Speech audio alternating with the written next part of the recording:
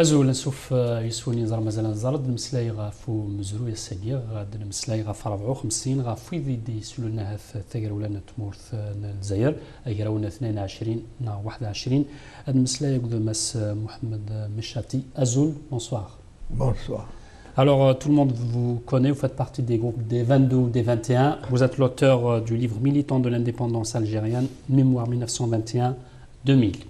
Et avec nous pour vous interroger, notre ami Mohamed Bakir. Azoul Mohamed, bonsoir. Azoul, bonjour. Bonjour. Alors, j'aimerais commencer par... on voit qu'il y a plusieurs anciens militants, même présidents, qui commencent à écrire, qui font des mémoires. Pourquoi? Quel est l'intérêt pour vous d'écrire ces mémoires aujourd'hui? Pour moi, l'écriture de l'histoire était importante. Elle fait partie de la vie et de l'avenir d'un pays. Ce n'est pas seulement du passé, mais surtout de l'avenir, du présent et de l'avenir. Parce que ce qui peut nous guider dans l'avenir, il y a un adage qui dit l'inintelligent fait toujours les mêmes fautes. L'intelligent fait toujours des fautes nouvelles. Alors c'est ça l'histoire, à quoi elle sert. Elle sert justement à nous avertir pour l'avenir, pour ne pas répéter les fautes qu'on a commises et pour nous éclairer sur l'avenir, sur comment continuer notre chemin. C'est ça à quoi sert l'histoire. Alors, quand on lit votre livre, on se rend compte que toute l'Algérie était concernée et touchée par la misère. Vous êtes né en 1921 à Constantine. Quand vous arrivez à Constantine, il y avait une misère énorme. Vous le dites dans le livre, vous n'arriviez même pas à subvenir à vos besoins, ce qui vous a amené à un moment à rejoindre l'armée française.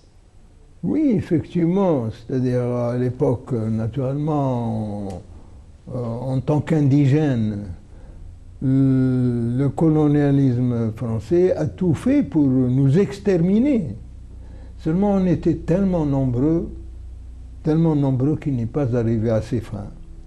Il a tout utilisé, la force, la répression, mais il n'a pas réussi à nous exterminer.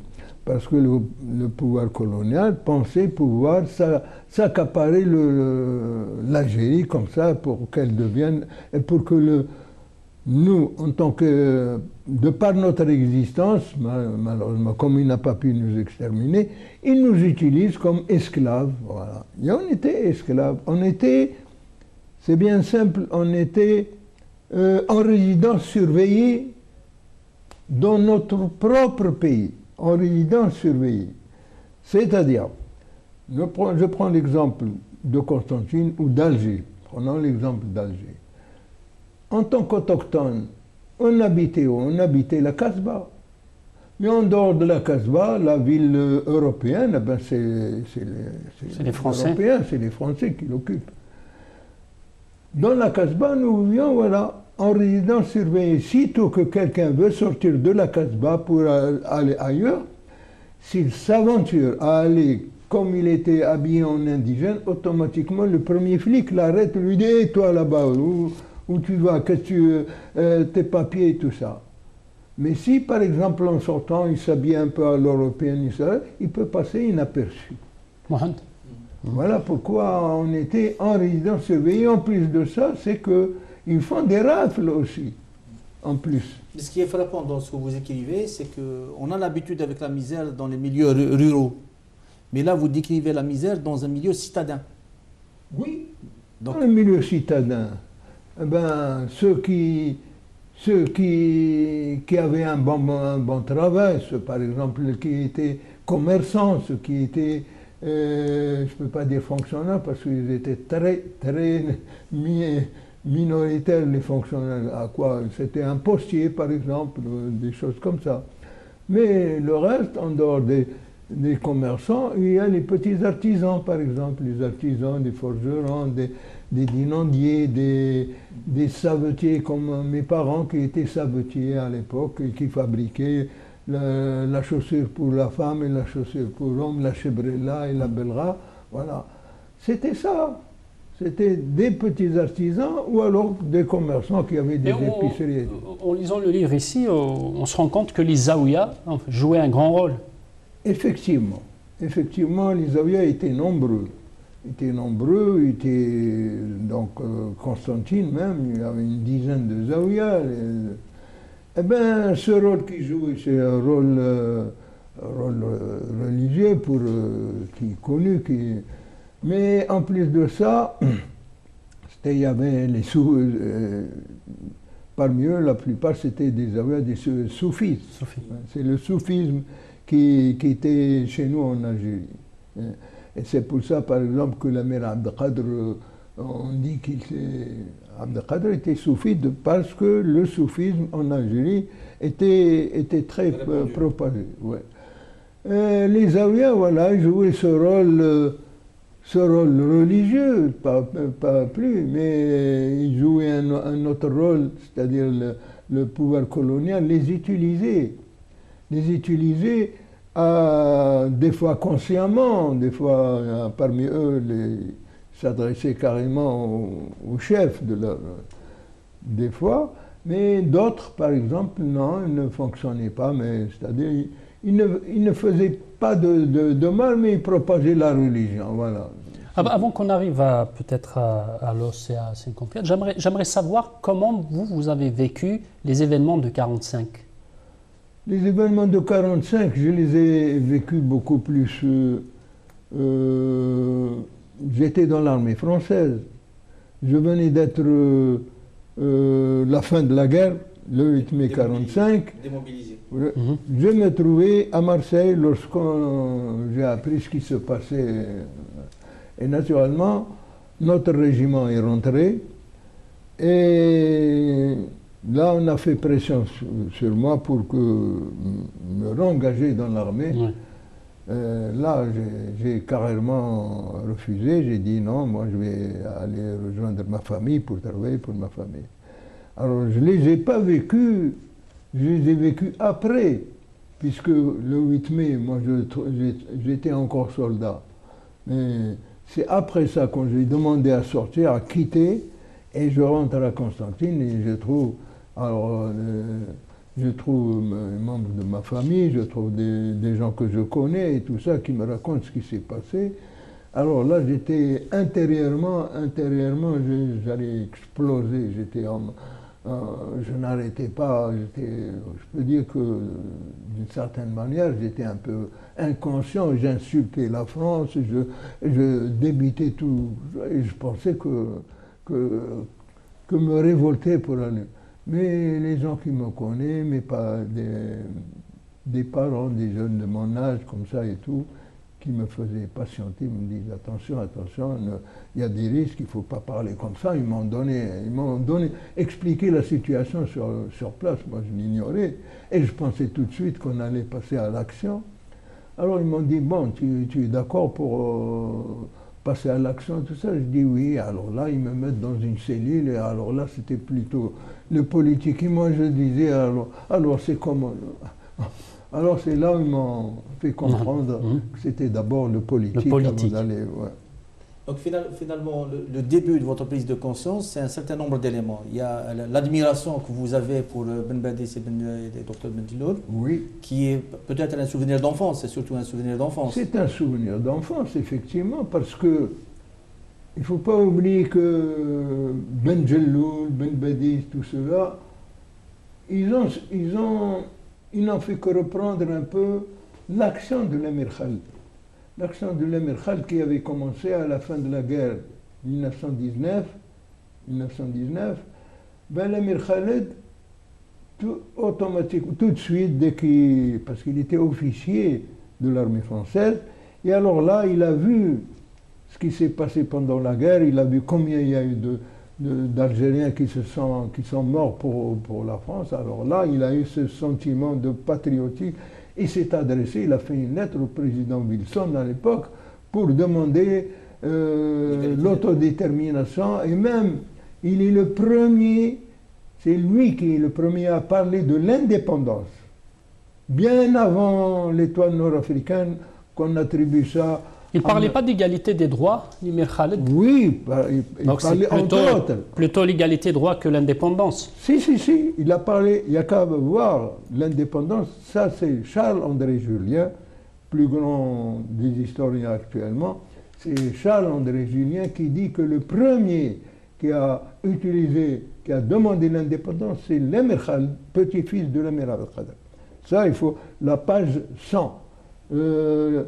Charles-André Julien, l'Afrique du Nord en marche. Il dit bien qu'il s'agit que c'est bien lui qui a employé le mot indépendance. Il a demandé l'autodétermination qui automatiquement débouche sur l'indépendance. Et surtout, il a mené une activité extraordinaire à la fois en France et en Algérie, par ses discours, par ses conférences. Et quand il est venu en Algérie, eh ben, il a mené cette action à la fois sur le plan politique, sur le plan culturel, sur le plan... Dans tous les domaines, il s'est présenté aux élections. C'est quand même saisissant parce que c'est des personnalités qui sont controversées. Les trois, Émir Khaled, Ben Badis, Ben Jelloun, ouais. C'est des assimilationnistes. Oui. Et en même temps, on voit une personnalité qui a été dans le courant le plus radical, donc dans l'os, avoir cette vision. Donc on voit qu'il y a un décalage un petit peu entre ce qu'ont pu être ces personnes-là et l'image qu'il y avait dans le peuple. C'est ça qui est saisissant dans ce que vous racontez dans le livre, c'est que Ben Jelloun et Ben Badis pouvaient être ce qu'ils étaient à l'époque. Ouais. Parce que vous parlez de 3 ans après que le centenaire, alors qu'au moment du centenaire, Ben Badis était conseiller financier au niveau du conseil régional. C'est son frère, non, c'est pas lui. C'est lui. Ouais. C'est Ben Badis qui était conseiller financier. Ben Badis, son et frère. Il faisait l'éloge de la France. Mais dans le livre, lui, il parle de son frère. Hein, vous parlez du frère. Dans le livre, je parle du frère. Ben Badis était conseiller. Du frère qui était conseiller municipal. Non, conseiller régional. Conseiller régional. Et le père même était... C'est Ben Badis, c'est Abdelhamid Ben Badis qui était conseiller régional. Non, Abdelhamid Ben Badis... C'est un point d'histoire, c'est un point d'histoire, c'est un point d'histoire. Mais ce qui est important, à mon avis, ce qui est important, c'est cette image qu'un enfant pouvait avoir de ces personnalités, qui pouvaient très bien ne pas être sur des positions radicales, mais qui donnaient une image d'une nation qui pouvait se réveiller et qui pouvait se mettre en mouvement.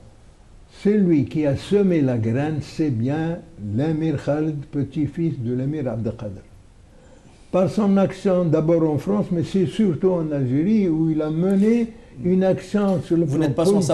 Vous n'êtes pas sans savoir que l'Émir Khaled, qui était capitaine de l'armée française, a participé à la répression du dernier soulèvement algérien. Le soulèvement des Aurès. Oui. Il a réprimé le soulèvement des Aurès. Il y était. Il était parmi les troupes qui ont réprimé le soulèvement des Aurès en 1911. Écoutez, ça, ce que j'ai lu là... C'est des lectures d'histoire. Non, mais bien sûr, ce que j'ai lu, surtout Charles-André Julien, il parle de l'Émir Khaled. Et l'Émir Khaled, le petit-fils de l'Émir Abdelkader, parce qu'attention, il a d'autres fils, et peut-être qu'il s'agit d'un autre. Hein. Non, c'est l'Émir Khaled. Parce qu'il y en a un, il y a son fils, Mahidine, qui est rentré en 1871 pour soutenir le soulèvement de 1870 avec Mokrani et Cheikh Haddad. Et il est rentré et il a même été dénoncé par son père. L'Émir Abdelkader lui-même a dénoncé son père quand les Français lui ont signalé que son fils est rentré. Il l'a dénoncé par tract. C'est-à-dire c'est les Français qui ont distribué ces tracts-là. Oui, mais l'Émir Khaled, le petit-fils, après avoir été démobilisé, puisqu'il était officier de l'armée française, il est rentré en Algérie et il a fait une grande activité auprès des conseillers municipaux, puisque lui-même s'est présenté, il a été élu conseiller municipal à Alger. Très bien. Conseiller municipal à Alger. Et alors là, ce mouvement, il a fait quelque chose d'extraordinaire au point où le pouvoir colonial l'a fini par l'expulser. À cause de ça. Alors j'aimerais qu'on parle un peu de l'OS, hein, l'organisation secrète. Tu veux qu'on parle un peu du PPA, PPA-MTLD? Oui. Vas-y si tu veux parler. Donc vous avez rejoint le PPA. Comment est-ce que la question du passage au MTLD s'est posée. Donc c'est l'interdiction du PPA. Comment est arrivé l'interdiction du PPA? Ben, comment est arrivé là-dedans? Le PPA était un parti clandestin. Hein? Il était un parti clandestin jusqu'en 1946. Quand il y a eu les événements du 8 mai 45, il était encore clandestin.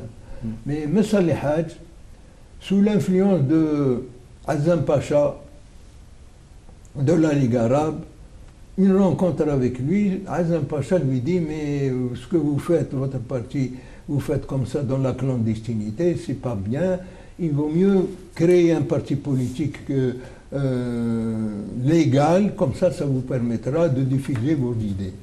Et voilà, Messali, c'est lui-même qui a exigé la création d'un parti légal, alors qu'avant, en 1946, quand Farhat Abbas avait créé l'UDMA et s'est présenté à la députation à l'Assemblée française, notre parti a dénoncé Farhat Abbas. Et on est allé jusqu'à dire en arabe Man intakhaba kafara, qui vote,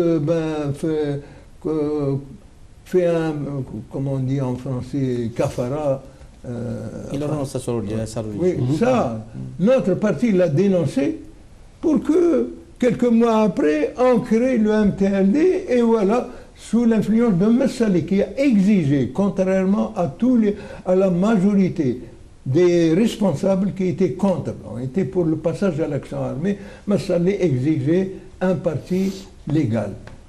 Alors on a fait le MTLD, Mouvement pour le triomphe des libertés démocratiques, et pour compenser, pour donner une compensation à ceux qui réclamaient, qui étaient pour l'action armée, la création de l'OS, disons, pour compenser. Donc c'est une compensation d'après vous? Oui, parce qu'ils étaient majoritaires, ceux qui étaient pour l'OS.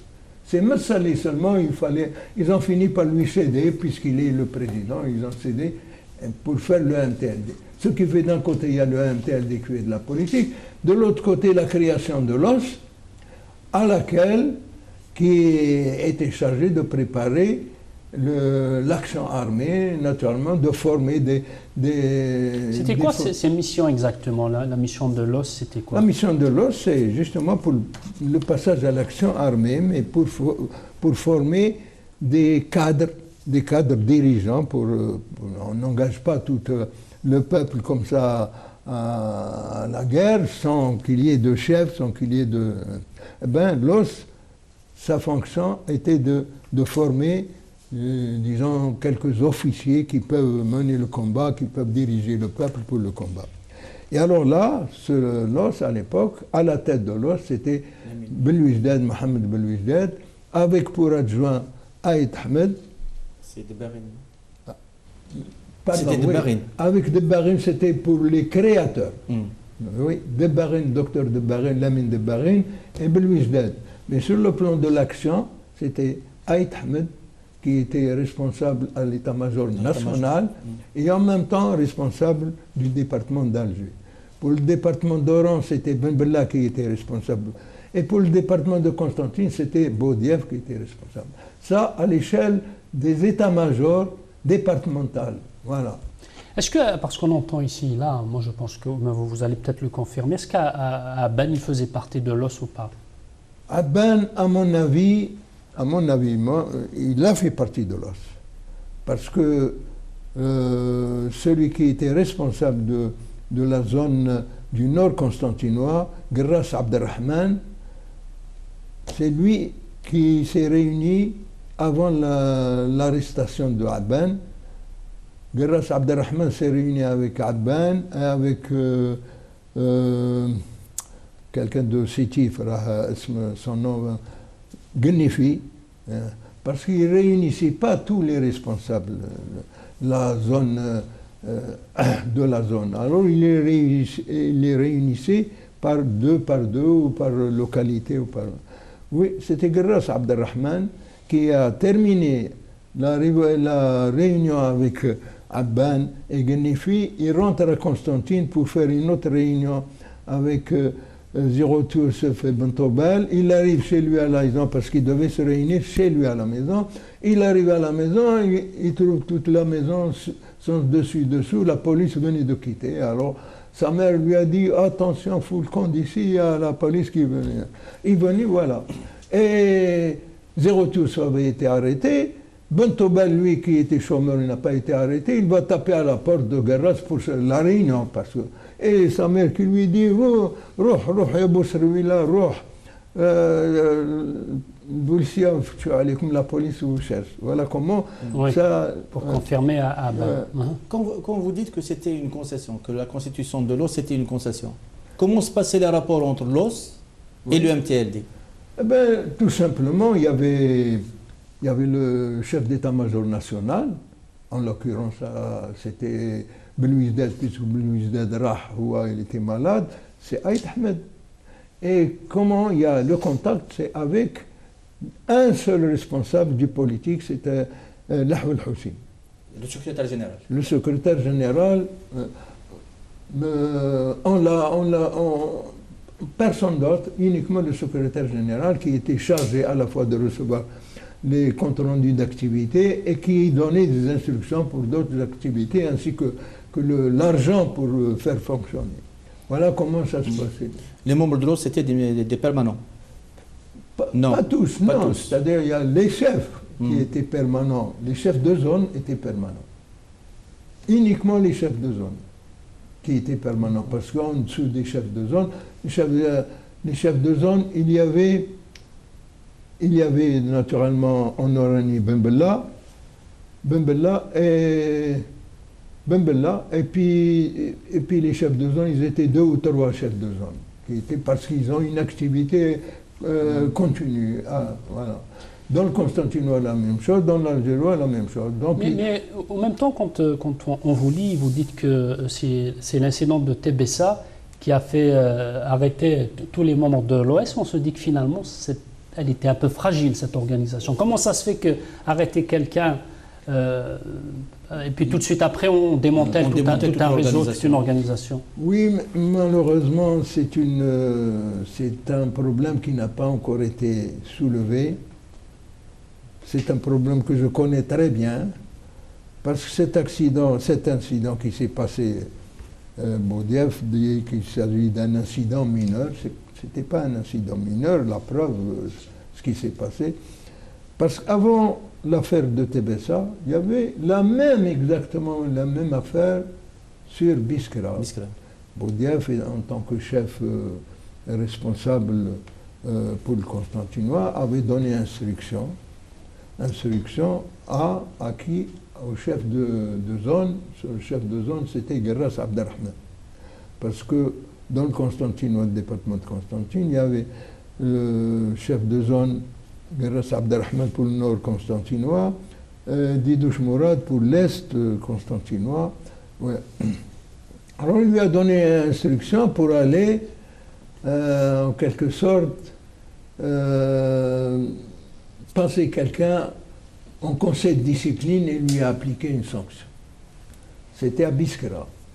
Eh bien, à Biskra, notre chef, c'était le chef de zone, Garras Abderrahman, avait choisi Abdeslam Habashi et moi-même qui n'étions que des chefs de section. Ben, Abderrahman Garras nous dit voilà, venez, on a quelque chose à faire en voiture. On arrive à Biskra, il nous indique, il nous dit voilà, il y a 2 personnes qui vont passer sur le trottoir, il y a quelqu'un qui nous a donné son signalement, ben, il faut l'attraper, il faut l'amener. On ne savait pas, il ne nous a rien dit de pourquoi. Effectivement, on attend un petit moment comme ça, et puis effectivement, les 2 personnes passent. Quand on est sorti de la voiture pour aller attraper ce bonhomme, quand il nous a vus, il a senti quelque chose, il s'est sauvé, on lui a couru derrière. Il courait plus vite que nous, puisqu'il avait déjà de l'avance sur nous. Il rentre dans une épicerie, notre chef, Garras Abderrahman, derrière, il nous dit ça suffit, assez. On était un peu contrariés. Mais il ne nous a pas expliqué pourquoi. Il ne nous a pas expliqué pourquoi. C'était une mission. On a dit, ça y est, on n'a pas réussi, on a échoué, on est rentré bredouille, on rentre chez nous à Constantine, rien ne s'est passé. Eh bien, quelques mois après, voilà la même situation, la même action qui se passe pour Atebessa. Atebessa, c'était Didouche Mourad qui était responsable et qui devait aller avec un commando pour prendre ce Rahim, responsable de Tebessa que j'ai connu. Il était responsable politique de Tebessa. Je l'ai connu bien avant. Je l'ai connu dans le cadre du politique. Eh bien, ils sont arrivés, c'était Ben Aouda l'actuel qui est encore vivant à Annaba, le commando, Ben Zaïm, un deuxième et un troisième dont j'ai oublié le nom, et Didouche Mourad comme chef de commando. Ils sont allés à Tebessa, ils ont attrapé le bonhomme qui était visé, ils le prennent, ils le mettent dans le coffre de la voiture, ils allaient démarrer, il y a eu un cafouillage comme ça, le coffre s'est ouvert, je ne sais pas comment il s'était ouvert, ça on ne donne pas l'explication, il s'est ouvert, le bonhomme est parti, ils lui ont couru derrière, ils ne l'ont pas rattrapé. Il va directement à la police raconter ce qui lui est arrivé. Qui sont ces gens-là? Il dit je ne sais pas. Effectivement, les gens sont venus de Annaba, ils ne pouvaient rien savoir. Lui, pour lui, c'était quelque... Et alors, la police, dans un cas pareil, qu'est-ce qu'elle fait? Elle fait automatiquement, elle dresse des barrages. Ils ont dressé des barrages, ils ont arrêté la voiture à Ouedznati. Alors, quand ils ont arrêté la voiture à Ouedznati, les deux personnes, ils ne sont pas de Ouedznati, mais ils sont de Annaba. De Annaba, ils sont connus par la police, connus non pas dans l'os, mais connus comme étant des nationalistes. Des nationalistes, voilà. Et sous la torture, c'est ce qu'emploie la police, alors là, ils ont débité, ils ont donné... Mais le problème c'est celui-là. Ça veut dire que l'organisation n'était pas cloisonnée.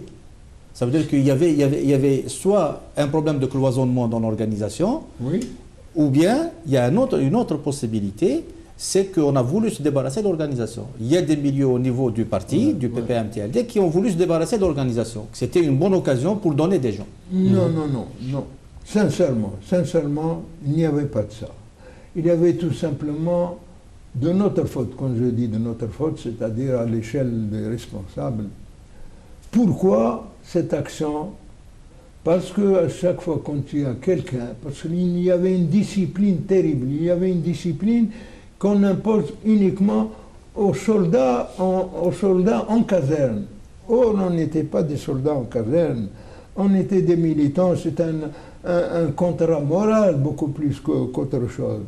Alors, parmi nous, il y avait des gens qui étaient à la fois chefs de famille, qui travaillaient, qui avaient un temps... Et on exigeait de nous, à l'époque, une activité intense. Alors, naturellement, cette activité intense, il y a certains qui n'arrivaient pas à l'assumer, qui fléchissent. Alors, on ne permet pas aux gens de... on ne permet pas aux gens de fléchir. Et c'est comme ça qu'on a décidé même de bastonner quelqu'un. Alors comment? Quelqu'un qui fléchit, alors on le bastonne. Ça, c'est quelque chose... Ça, c'est ça qui était très... Le malheur, c'est ça, entre autres, mon ami Garras Abderrahman, qui, lui, nous a rien dit sur l'action qu'on avait effectué à Biskra, c'est seulement après qu'il nous a raconté le pourquoi. Parce qu'il y avait cette clandestinité, on ne dit pas tout. Hein. Eh bien voilà, c'est cette action des chefs de l'époque qui ont ordonné de faire... d'imposer une discipline comme ça qui était malheureuse et qui a débouché sur... Très bien. Pour qu'on avance, hein, après on arrivera au 22, j'aimerais qu'on dise un mot. On a l'impression que vous n'avez pas eu des informations, que vous ne connaissiez pas trop ce qu'on appelle la crise berbériste. Vous dites dans votre livre, page 56, j'ai remplacé un certain Hamouda, qui est quand même connu, Amour Hamouda, qui était peut-être algérianiste. Vous savez qu'il a été jugé et tué par le FLN. Malheureusement, oui. Par le FLN parce qu'il était algérianiste ou berbériste pour certains. Ben, Vous ça, l'avez? Oui. ça, c'est un problème terrible pour nous. On avait déjà commencé à l'époque. Et ça, c'est un manque, pour moi, c'est un manque d'intelligence à l'échelle de la direction en haut. Parce qu'une chose pareille, on aurait pu à l'époque, ce qu'on appelle berbéristes, parmi eux, il y a des jeunes du lycée de...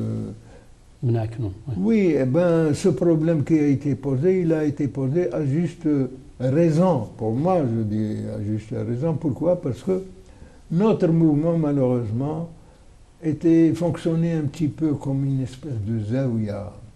Il n'y avait pas, parce qu'ils ont soulevé le problème de l'identité, ce qui est une chose réelle qui existe.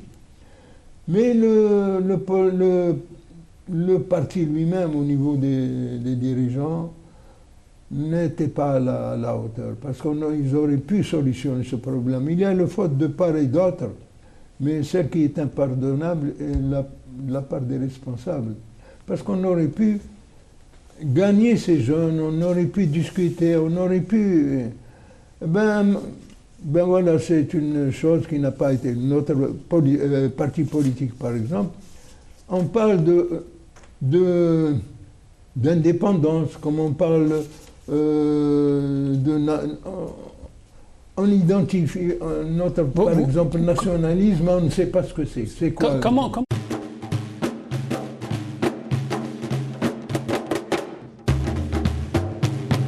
Vous lui attribuez pratiquement la paternité du CRUA. Oui. Vous dites que c'est lui qui est à l'origine du CRUA. Oui. Et pourtant, il ne rejoindra le CRUA FLN qu'en 56. En 56? Pratiquement qu'il a rejoint. C'est à l'occasion du congrès de la Soumam, non? Non. Il a rejoint le 1er novembre, parce que le 1er novembre, il se trouvait au Caire. Il ne pouvait pas... oui. Eh bien, c'est lui qui a conçu, qui était à l'origine du CRIA. C'est lui pourquoi? Parce qu'il a vu que le parti avait implosé par la décision de M. Salihat qui a fait imploser le parti. On est devenu une partie, la majorité des militants ont suivi M. Sali, c'est-à-dire les gens de la base qui ne connaissent pas bien les problèmes. Mais les cadres, tous ont été pour le comité central. Et c'est comme ça que il y a eu des tentations pour essayer de ressouder, mais malheureusement, M. Sali s'est entêté dans ses idées, et le comité central ne pouvait plus. Et alors, cette déchirure, alors on a commencé à nous tuer entre nous. Eh ben, c'est là que l'Ahwal Hussein a pensé, voilà, il faut passer à l'action pour sauver tout. Qu'est-ce qu'il fait? Il fait appel à Boudiaf. Pourquoi il a fait appel à Boudiaf? Il aurait pu faire appel à l'Ahwal Hussein, à Ben Bella, qui s'est trouvé au Caire. Donc, il fait appel à celui qui était prêt. Le dernier responsable de l'os, c'était Boudiaf, après le départ de Aïd Ahmed de Ben Bella. Eh bien, il l'a convoqué parce qu'il était à Paris, il était en France, il s'occupait de politique. Comme nous, les anciens de l'os, quand l'os avait été dissous, on nous a versé dans le politique. Il a appelé Boudiaf, il lui a dit voilà, votre situation, elle est connue, notre parti a implosé, maintenant on veut passer à l'action, mais on ne va pas passer à l'action comme ça, en étant divisé. Il nous faut créer un comité. Ce comité, on va l'appeler Comité révolutionnaire pour l'unité et l'action. Et il lui a dit, voilà, toi, Boudiaf, avec Ben Boulaïd d'un côté, pour former ce comité, de l'autre côté, les membres du comité central, les dirigeants qui dirigeaient l'organisation, Dakhli Bachir et Bouch Bouba Mourad, vous allez vous réunir en comité et vous allez décider de l'organisation pour le passage à l'action. Voilà comment. C'est l'idée de l'Ahwal Hussein qui, par la suite, Boudiaf s'est réuni 2 ou 3 fois avec ses collègues Dakhli Bachir et Bouchbouba Mourad. Mais avec ces deux réunions, il n'a pas continué, il a coupé court avec, il a choisi de fonctionner seul avec les éléments de l'os. Or, les éléments de l'os ne sont pas nombreux pour passage à l'action à travers tout le pays. C'est pourquoi que Lahou al-Hussein a dit qu'il faut faire participer la majorité des militants qui sont dans le politique pour en faire... Vous dites que Boudiaf fonctionne seul, qu'il est autoritaire. Hein, vous faites un tableau qu'on ne connaissait pas peut-être de Boudiaf. Eh ben, moi, j'ai connu Boudiaf comment? Moi, j'ai eu deux chefs depuis mon engagement en 1945 dans le PPA. J'ai eu deux chefs. Le premier, c'était Garras Abderrahman, qui était chef de zone du Nord Constantinople. Mon deuxième chef, c'était Boudiaf. Ce n'est pas moi qui l'ai choisi, c'est lui qui m'avait choisi. Qui m'avait choisi, alors que j'étais chef de section à Constantine, il m'avait choisi pour me donner une responsabilité zonale dans l'Algérie, dans le département d'Alger. C'est comme ça que j'ai fonctionné, c'est comme ça que je l'ai connu, que je l'ai... Mais, sincèrement, j'ai eu un accrochage sur le plan du travail. Ben, il ne supportait pas, il ne supportait pas que quelqu'un pense autrement, que quelqu'un donne un avis. Pour lui, son subordonné doit obéir, et voilà comment j'ai eu un accrochage avec lui que je raconte dans mon livre. Hein. Ben voilà, c'est comme ça. Je reviens un peu, et puis je laisse Mohamed, je reviens juste permettez-moi juste une petite... réintroduction vers la Kabylie. Il avait quel rapport avec les Kabyles? Parce qu'on disait Boudiaf était un anti-Kabyle, il était pro-Kabyle, il était pro... C'était quoi? Non, franchement, je n'aime pas dire ça comme ça. Effectivement, les gens qui le connaissent, il était ce qu'il était. Il y a des gens comme ça. Il était anti-Kabyle, voilà. Hein, il y a des gens qui l'ont... C'est bien simple.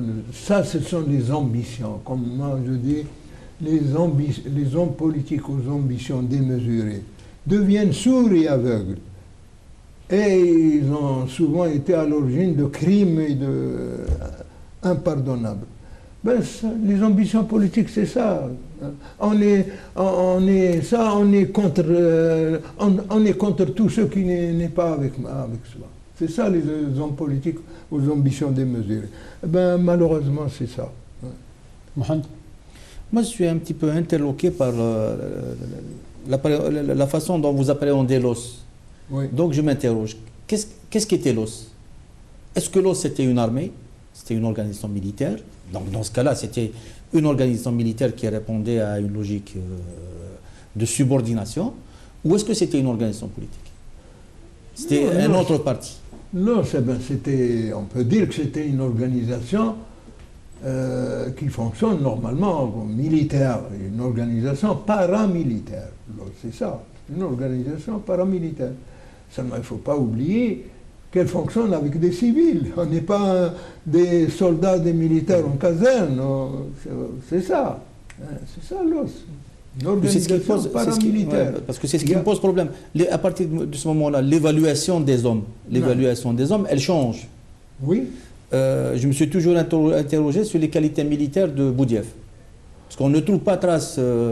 Et là, tel que vous le décrivez, c'est un chef militaire. Moi, personnellement, je découvre que c'était un chef militaire. Est-ce que finalement, vous lui rendez hommage? Est-ce que finalement, vous le validez? C'était pas le but. Hein. C'est peut-être pas le but. Ça dépend. Mais vous le validez dans son rôle. Ça dépend de ce qu'on entend par chef militaire. Il était le chef. Le chef. Maintenant, ce qu'on appelle chef militaire, on l'appelle chef militaire par son action sur le terrain. Non, on était des chefs. Dans l'os, on était des chefs. On a été choisis comme ça. On a choisi Bembella, pourquoi? Parce qu'il a fait servir à Cassino dans l'armée française. On a servi, mais à mon avis, ça ne servait à rien, cette histoire de choix comme Ben Bella, parce qu'il a servi, pas moi qui j'ai servi aussi dans l'armée française à l'époque, mais ce n'était pas ça. Parce que l'OS, à mon avis, c'était former des responsables pour mener le combat de guérilla. Le combat de guérilla n'a pas besoin de chef gradé, de Saint-Cyr, tout ça. La guérilla, c'est sur le tas, la guérilla, c'est sur le champ que ça se fait. Il y avait des gens qui étaient au Maquis depuis 1947. Comment la jonction s'est faite avec eux? Karim ou Amran? La jonction n'a jamais... Il n'y a pas eu de jonction, malheureusement. Par exemple, quand Boudiaf a décidé, il a laissé tomber le CRUA. Le CRUA, il a préféré fonctionner tout seul. Eh ben, la Kabylie était sous le règne, elle avait pris position pour Messali à l'époque.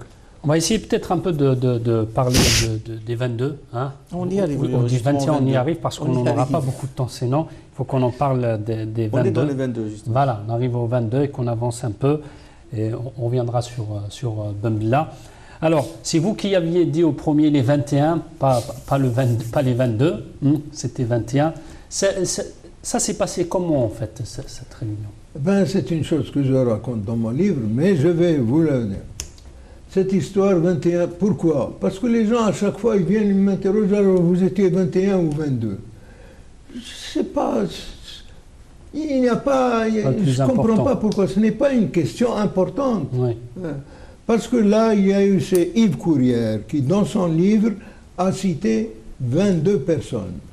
Et le 22e, il cite Ben Allah, Hajj Ben Allah. Or, Hajj Ben Allah n'a pas fait partie, et de son vivant, il dit qu'il faisait pas partie. Qu'il n'est pas parti. Alors pourquoi chercher? Alors il n'y a qu'à, puisque ce n'est pas 22, c'est 21, il n'y a qu'à dire 21. Seulement voilà, par sentiment. Oui, mais le Moldar, le propriétaire de la maison qui a donné sa maison quand même, pourquoi vous ne le comptez pas? Et même Boudiaf lui-même a fini par dire, oui, le propriétaire de la maison, c'est lui le 22e. Il est allé jusqu'à dire, même s'il n'a pas participé, il a voté. Il a dit ça. Même s'il n'a pas participé, il a voté. Ça, il l'a dit par écrit. Dans le vote, il y avait 21 voix. Il y avait 21 voix dans le vote. Pardon? Il y avait 21 voix dans le vote. Le personnage qui a donné sa maison fait partie de la logistique. Alors, si on le cite, lui, pourquoi on doit citer aussi les autres qui ont servi pour cette réunion? Ceux qui ont conduit, ceux qui ont hébergé, les gars de la logistique étaient nombreux. Mais la question que ce bonhomme, on le cite, qui a participé, qui n'a pas participé, l'important n'est pas là-dedans. Est-ce que quand vous êtes arrivé à la réunion, vous saviez que vous allez passer à l'action? Personne ne savait. Moi-même, mon chef m'avait chargé de convoquer des gens du Constantinois, un tel. J'ai dit, voilà, il y a une réunion à Alger. Et on est arrivé à Alger, moi-même, j'étais dans l'ignorance totale de ce qui allait se passer. Mais dans nos têtes, on a plus ou moins compris, puisque le parti est déchiré, il y a cette déchirure, donc ça doit être une réunion pour la réconciliation ou quelque chose. Mais c'est une fois sur place qu'on a vu que c'est d'autres choses. Voilà comment. Quand on est arrivé là-bas, d'abord l'anomalie, 16 personnes du département de Constantine, dont 7 de Constantineville, 4 personnes du département d'Alger et une seule personne du département d'Oran. Ce que je vous dis là, moi je l'ai constaté bien avant les autres parce que j'étais à l'échelle structurelle comme chef de zone. Donc il n'y a que les chefs de zone qui ont une idée les autres sont venus, ça ne veut pas dire qu'ils ne sont pas de bons militants. Peut-être qu'il s'est appuyé sur des personnes qu'il connaissait, Boudiaf, non? Oui, parce qu'il était responsable du Constantinois. Il était à l'état-major national, départemental du Constantinois. Mais vous dites qu'il a été contesté par Constantine même, puisque vous vous êtes réunis à Constantine pour dire que... c'est après la réunion. C'est une fois quand on a assisté à ce qui se passe, et on s'est retrouvés là, et on attendait, voilà, il y a quelqu'un qui commence à parler, c'est Ben Boulaïd, et qui dit, voilà, nous sommes ici, je passe la parole je passe la parole à Boudiaf, c'est lui. Et Boudiaf dit, voilà, notre parti a implosé, il raconte l'histoire de la déchirure et tout ça. Maintenant, puisque c'est comme ça, nous, militants ici, nous allons décider du déclenchement de la lutte armée. Qui est pour et qui est contre? Qui c'est qui va dire je suis contre? Il n'y a pas eu de débat, il n'y a pas eu... Pas du tout, pas du tout. C'est comme ça que ça s'est passé. Mais vous dites que les 5 étaient de connivence pour trafiquer le vote. Les chefs, oui, parce que c'est lui, Boudiaf. C'est Boudiaf qui les a choisis. Parce que les chefs quand on dit que Ben Mehdi, Didouche Mourad, Ben Boulaïd, c'était des chefs de zone qui étaient à l'époque, qui dépendaient de Boudiaf lui-même. Oui. Moi, j'étais chef de zone, non pas dans le Constantinois, mais dans l'Algérois, sous les ordres de Boudiaf. Donc voilà, c'est cette minorité-là qui était à un niveau de comprendre les choses. Là, nous sommes à quel mois? Cette réunion? Non, le mois on se rappelle juillet. Je ne peux pas Parce que, pourquoi je vous pose la question? Quand on voit la teneur de la déclaration du 1er novembre, on n'a pas l'impression que c'est des cadres subalternes, comme vous dites, qui l'ont rédigé. Mais là, c'est pas les cadres subalternes. Les cadres subalternes, ils ont suivi. Non, vous dites que cette réunion était anormale parce que les cadres de l'OS n'étaient pas là et que ceux qui ont été convoqués sont des cadres subalternes. Les cadres de l'OS. Logiquement, cette réunion, si elle devait se passer au sommet, c'est-à-dire les membres de l'état-major du département d'Oran, les membres de l'état-major du département de Constantine et ceux de l'Algérois, qui ça fait 4 et 4 ou 5 et 5, ça faisait à peu près 16 ou 17 personnes. Or non, Boudiaf a choisi carrément des gens qui n'étaient pas des chefs de zone, mais plutôt des chefs de section. Pourquoi, à votre avis, pourquoi il a fait ça? Il a fait ça, on voit comment les choses se sont déroulées, uniquement parce qu'il voulait se faire élire. Il voulait se faire élire comme chef, alors que pour moi, il n'avait pas besoin de se faire élire. Il était de droit le chef, puisque Al-Hussein a fait appel à lui, parce qu'il était le chef à l'état-major national. Je ne vois pas pourquoi. Est-ce que vous vous définissez plus comme centraliste ou comme os? Dans la Non.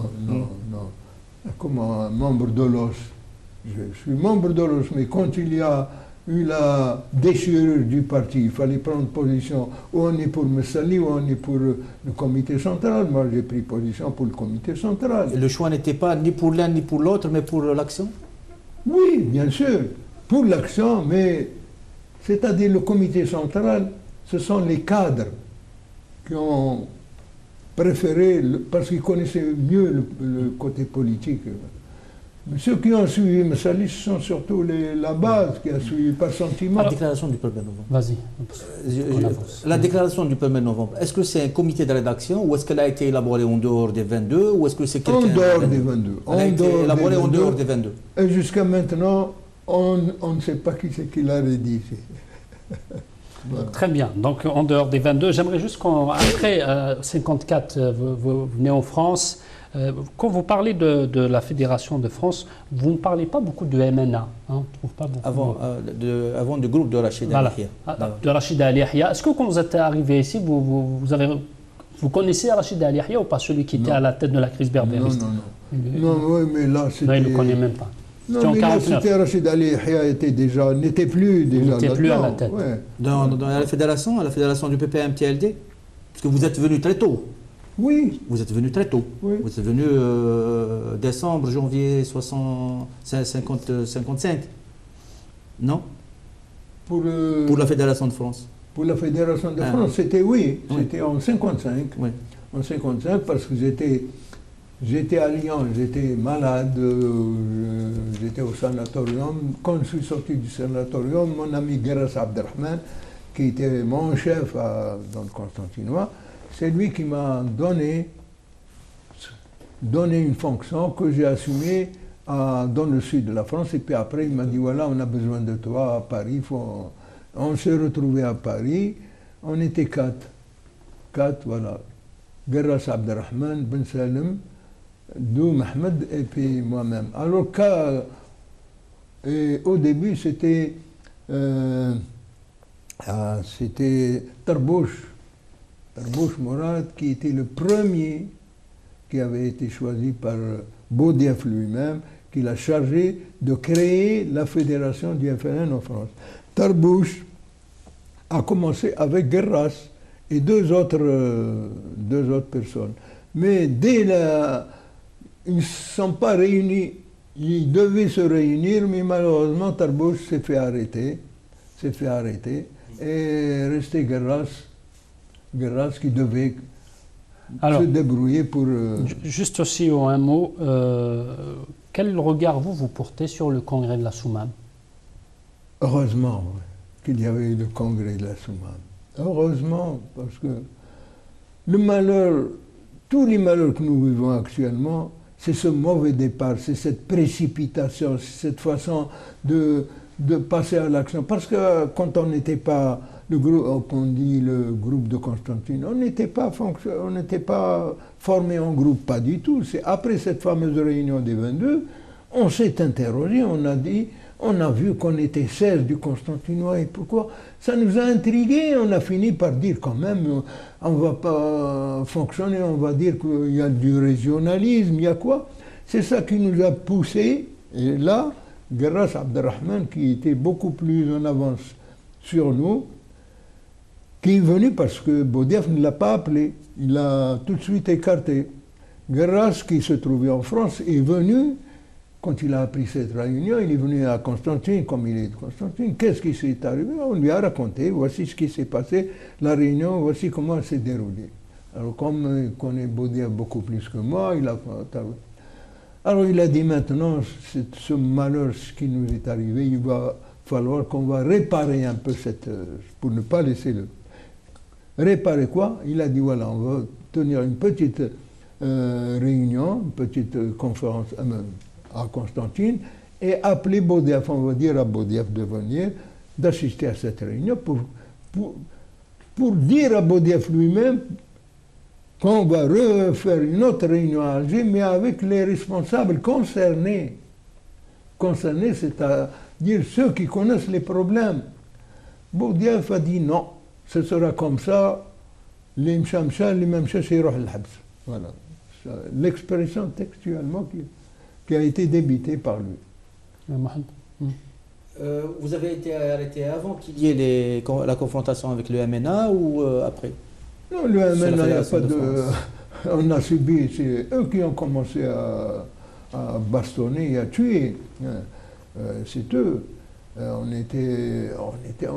réalité, on avait beaucoup plus peur de nos... Pourquoi? Parce qu'on se connaît, entre militants, on se connaît, mais maintenant, on n'avait pas peur de la police ne nous connaît pas.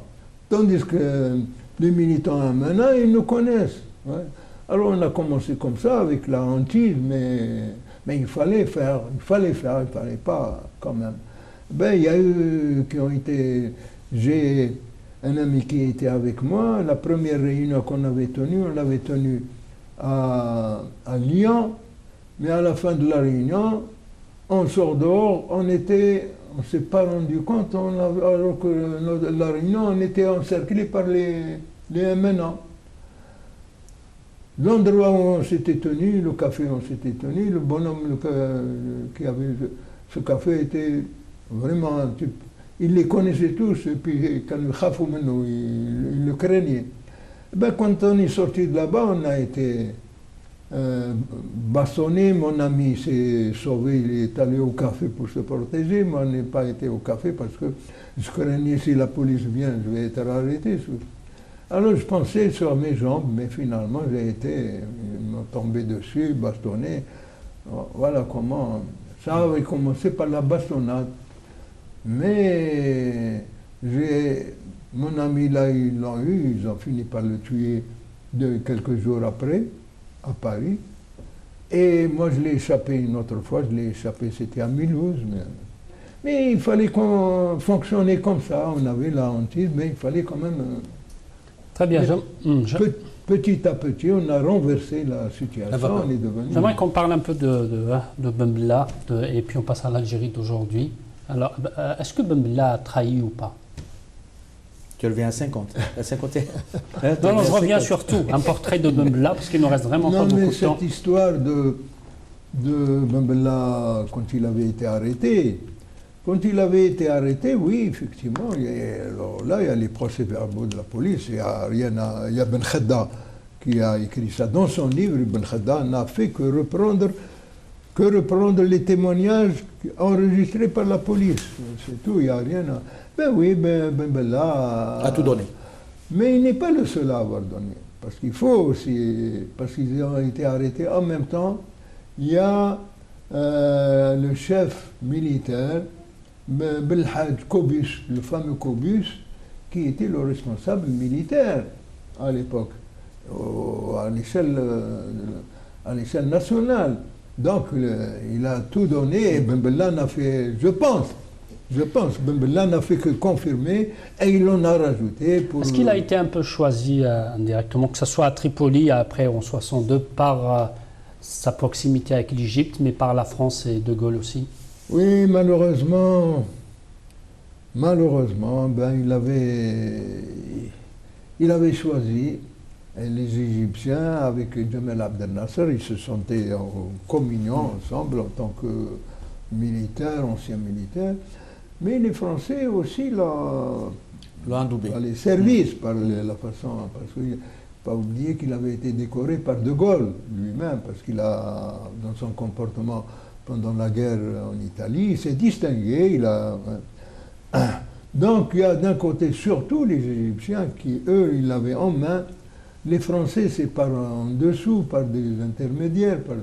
Mais effectivement, les Égyptiens, beaucoup les Égyptiens, et il y a même le livre du fameux Fethedine, l'Égyptien, qui raconte ses liens avec Ben Bella. C'est triste Ce sont des constats malheureusement amers, très amers. Ouais. Après 62, vous avez préféré vous retirer. Comment vous voyez l'Algérie d'aujourd'hui? Voilà la question principale. L'Algérie d'aujourd'hui, j'allais dire malade, n'est pas assez fort le mot. Quand on voit l'Algérie, ça je l'ai déjà dit dans un journal, l'Algérie, nous avons fait une guerre de 7 ans contre un pouvoir colonial, une guerre de 7 ans avec des pertes inouïes. Pour en arriver à quoi? Pour en arriver à la situation actuelle où nos jeunes préfèrent aller se jeter à la mer. Le désespoir, un désespoir total. Et ce désespoir est dû à la situation que nous vivons, qui a trop duré, d'un côté. Quand on voit en face de nous, ou en même temps que nous, les Vietnamiens qui sont passés par la même situation que nous, nos chefs à Paris, Ho Chi Minh a connu Messali a connu Ho Chi Minh, tout ça. Eh bien, les Vietnam, ils ont fait une guerre de 20 ans, 3 fois plus que nous. D'abord contre les Français, ensuite contre l'Amérique. Eh bien, les Vietnamiens actuellement, ils sont parmi les pays émergents, les premiers pays émergents. l'année dernière, j'ai lu ça dans le journal, ils avaient exporté pour plus de 150 milliards de dollars. Alors que l'Algérie n'exporte, en dehors du pétrole, hein, n'exporte pratiquement rien. On ne fait qu'importer, importer, importer. C'est terrible cette situation que nous vivons actuellement. Voilà comment... Tu as une dernière question? Au mois de juillet, Taleb Ahmed il disait quelque chose ici à Paris. Au mois de juillet, Oui. Taleb Ahmed il disait quelque chose ici à Paris. Il disait « Je regrette les années 70 parce qu'on espérait une renaissance de la nation arabe. » C'est ce qu'il disait sur le Jazeera. Les islamistes, ils ne rêvent que du 6e khalifa, comme l'a annoncé le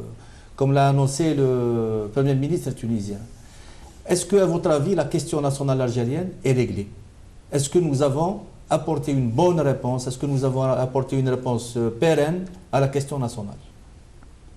Je suis déçu de voir que mon ami Taleb Ahmed est un ami, mais comment il est arrivé à... Il a exactement dit, on regrette les années 70 où notre aspiration était à une grande nation arabe. Aujourd'hui, nos jeunes se battent pour des entités, kayanat, des entités en place. L'Algérie est une entité. C'est ce qu'il a déclaré, votre ami. Hein, voilà. Malheureusement, cette nation arabe, c'était déjà du temps de Jamal Abdel Nasser. C'était déjà du Jamal Abdel Nasser qui a essayé avec les Syriens, avec les Libanais, qui a essayé avec la Libye. Cette nation arabe, moi je pense qu'on n'a rien à voir avec la nation, avec cette histoire de nation arabe. On a notre pays, l'Algérie, qui a son passé, et l'Algérie aurait pu être un exemple. Et quand je dis aurait pu être un exemple, c'est pas moi qui le dis maintenant. Même les étrangers qui nous ont aidés, les étrangers qui ont travaillé avec nous à l'époque, pensaient que l'Algérie allait devenir un exemple pour les pays sous-développés, pour les pays. Même les étrangers, parmi eux, que je rencontre quand je vois ici à Paris, ouais, ben ils ont été déçus, tout aussi bien que nous. Ouais. Est-ce que la génération de 54, de la Révolution, doit passer le flambeau? Est-ce qu'il faut laisser la place aux jeunes ou pas encore? Il n'y a plus de flambeau. Il n'y a plus rien à passer. Il n'y a plus rien, malheureusement. Il faut réinventer. Il y a quelque chose à réinventer. Oui, quelque chose à réinventer. Quelque chose à réinventer, c'est ça, oui. C'est ça qu'il faut, parce que le flambeau, il n'y a plus rien. Le flambeau, il s'est éteint, le flambeau. Ouais. Alors, il y a quand même l'espoir, c'est que l'Algérie est éternelle, elle est indépendante, l'Algérie est éternelle, et il y aura d'autres hommes qui reprendront, parce que l'histoire quand même, l'histoire de ce peuple, parce que l'indépendance de l'Algérie, nous, les anciens du mouvement national, on était persuadés pour nous l'indépendance était inévitable. Pourquoi? On n'a pas débité ça comme ça, comme a dit Ben Mehdi, jetons la révolution dans la rue, elle sera reprise par le peuple. On l'a dit en conscience, en connaissance de cause. Parce que quand on allait chez les gens pour leur demander d'adhérer à notre mouvement, les gens disaient, foutez-nous, laissez-nous tranquilles, le jour où les faire la révolution, on est prêt. C'est ça qui nous a donné cette conviction. Merci beaucoup. Ben, c'est moi qui vous remercie. Merci beaucoup. Je suis plus que content parce que j'ai entendu parler plusieurs fois de TV berbère, mais à la maison, moi, je n'ai pas aujourd'hui, vous êtes notre invité. J'espère que vous me donnerez une disquette pour essayer de voir sur ordinateur. Bien sûr, bien sûr. Merci beaucoup. Merci beaucoup, mes amis. Merci beaucoup. Mas Mohamed Mchati, militant de l'indépendance algérienne 2001-2000. Un livre sorti en Algérie et qui vient depuis 2 ans à peu près, qui vient de sortir ici en France. Merci.